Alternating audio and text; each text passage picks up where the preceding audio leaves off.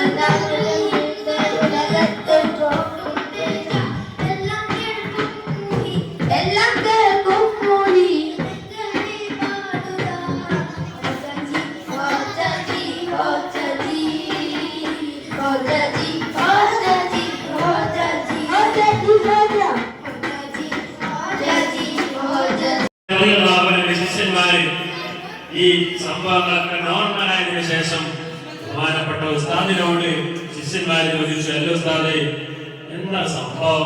നേരത്തെ എന്തൊക്കെയോ നിങ്ങൾ വിവാദത്തിനായിരിക്കും, അതിനിടയിൽ എന്തോ ഒരു പ്രത്യേക ഒരു പ്രത്യേക സിസ്റ്റത്തിൽ നിങ്ങൾ എന്തൊക്കെയോ പറയുന്നത് കേട്ടല്ലോ, അതെന്താ? ആ സമയത്ത് പറഞ്ഞു, പിൽക്കാലത്ത് വലിയൊരു മഹാൻ വരാനുണ്ട്, ഒരു വലിയ മഹാൻ വരാനുണ്ട്. ഈ ലോകത്തുള്ള മുഴുവൻ ആളുകളും മുഴുവൻ ഔലിയാക്കളും ഇദ്ദേഹത്തിന്റെ ഈ മഹാന്റെ കീഴിലാണ്, കുത്തുബുൽ അഖ്താബായിട്ടാണ് ഈ മഹാൻ വരുന്നത് എന്ന് പറഞ്ഞ് വരാനിരിക്കുന്ന വഹീദ് ശൈഖ് റളിയല്ലാഹു അൻഹുവിനെ കുറിച്ച് നമ്മുടെ മാലയിൽ പറഞ്ഞ ഇപ്പൊ മാല പാടില്ല.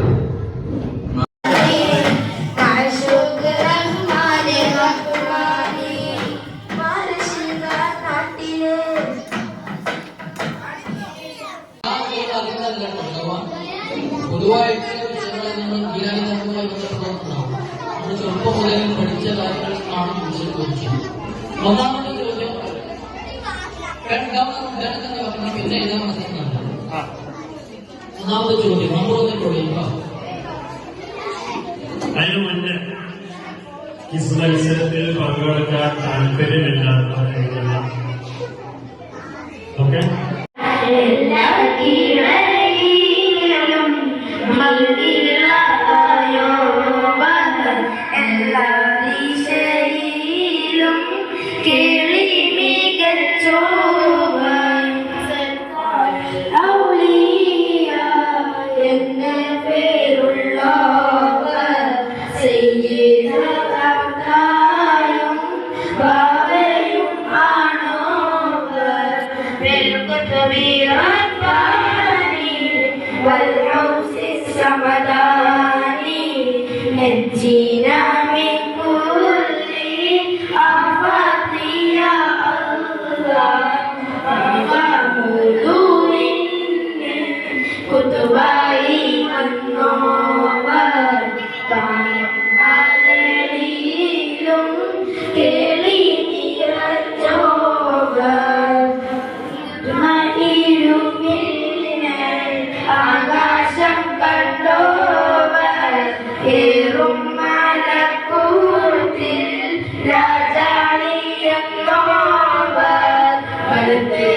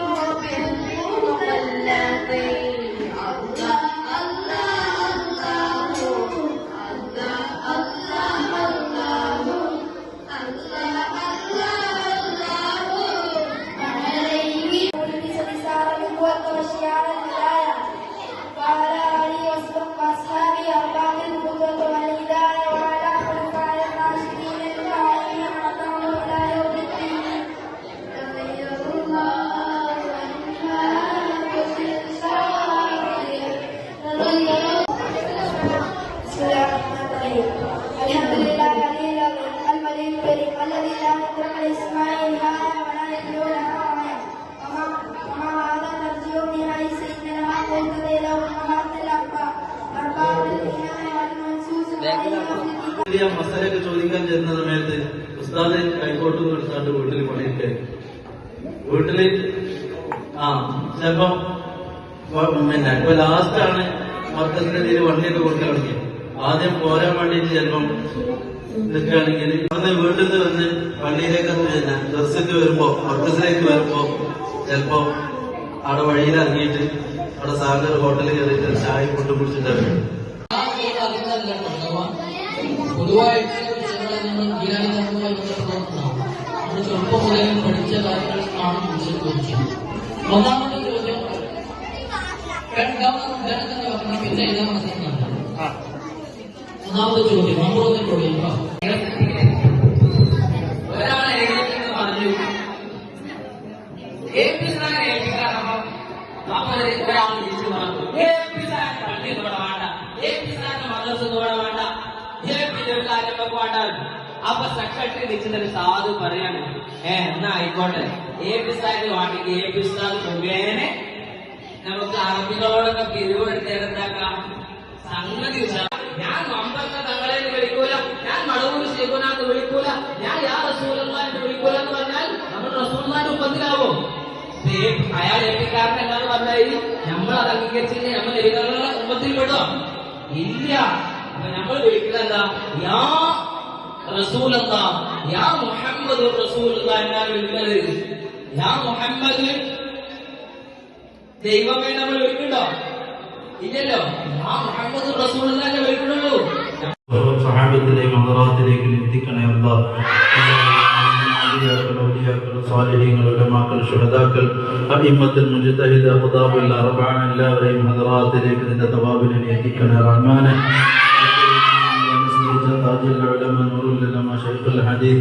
ചെറിയ ഉസ്താദ്, കണ്ണൂർ ഉസ്താദ്, ഹംസുൽ ഉലമ, അതുപോലെ തന്നെ ഞങ്ങളെയൊക്കെ ആത്മീയമായ നേതൃത്വമായിരുന്ന മഹാനായ വൈറത്തൂരി സുഹൈൽ ജീലാനി തങ്ങൾ ഉൾപ്പെടെയുള്ള എല്ലാ ആലിമീങ്ങളും, ഉലമാക്കൾ, സാദാത്തുക്കൾ എല്ലാവരെയും ഹദറാത്തിലേക്ക് എത്തിച്ചു കൊടുക്കണേ റഹ്മാനെ. അവരെയൊക്കെ ഉയർത്തി കൊടുക്കണേ അല്ലാഹ്. ഒരുമിച്ച് കൂടിയ എല്ലാ മുഅ്മിനീങ്ങളെയും എല്ലോടിക്കുന്ന വിദ്യാർത്ഥികളെല്ലാവരെയും നീ കബൂലാക്കണേ റഹ്മാനെ. ഇരു പഠനങ്ങളിലും നീ ബറക്കത്ത് നൽകണേ റഹ്മാനെ. ബുദ്ധിശക്തികളെയും അനുസരണകളുമായി അതുകൊള്ളവരായി അവരെ ഞങ്ങളെയൊക്കെ നീ വളർത്തണേ റഹ്മാനെ.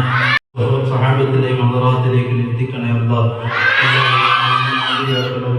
സ്വാലിഹീങ്ങൾ, ഉലമാക്കൾ, ശുഹദാക്കൾ, അഇമ്മത്തുൽ മുജ്തഹിദ്, ഖുദാബുൽ അർബഅ എല്ലാവരെയും ഹദറാത്തിലേക്ക് നിന്റെ തവാബിനെ എത്തിക്കണേ റഹ്മാനെ.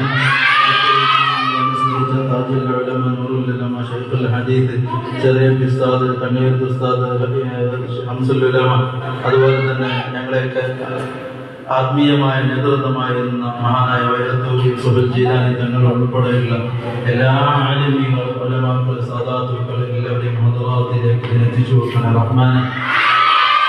അവരെയൊക്കെ ഉയർത്തി കൊടുക്കണേ അല്ലാഹ്. ഒരുമിച്ച് കൂടിയ എല്ലാ മുഅ്മിനീങ്ങളെയും എല്ലോടിക്കുന്ന വിദ്യാർത്ഥികളെല്ലാവരെയും നീ കബൂലാക്കണേ റഹ്മാനെ. ഇരു പഠനങ്ങളിലും നീ ബറക്കത്ത് നൽകണേ റഹ്മാനെ. ബുദ്ധിശക്തികളെയും അനുസരണകളുമായി അതുകൊള്ളവരായി അവരെ ഞങ്ങളെയൊക്കെ നീ വളർത്തണേ റഹ്മാനെ.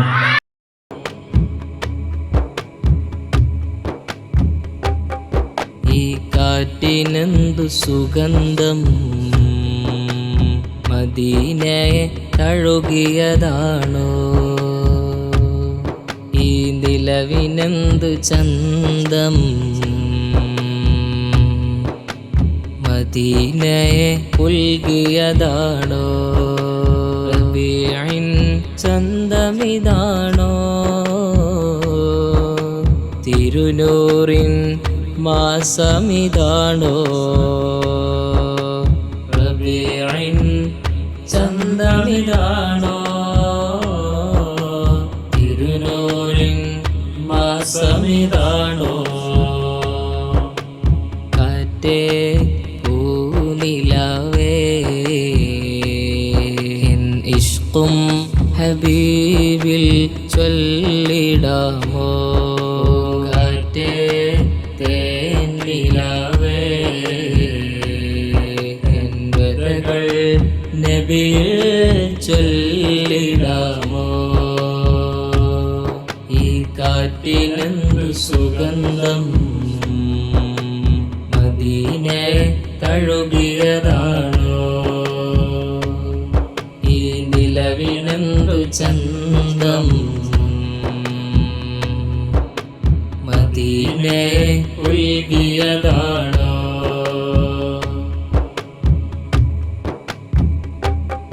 ഈ രാവിൽ ഏകനായി ഞാൻ എഴുതുന്നു ഈ വരികൾ